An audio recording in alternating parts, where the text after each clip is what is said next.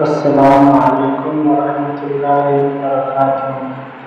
امید ہے تمام حضرات بخیر و عافیت سے ہوں گے۔ آج ہم قرآن حضرت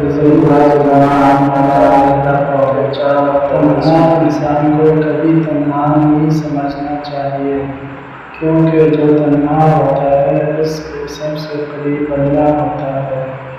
دوسرا قول، اگر انسان کو تکبر کے بارے میں اللہ سے ناراضگی کا علم ہو جائے تو بندہ صرف فقیروں اور غریبوں سے ملے اور مٹی پر بیٹھا رہے۔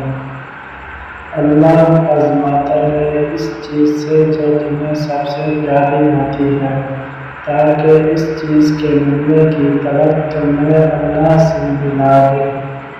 حضرت علی۔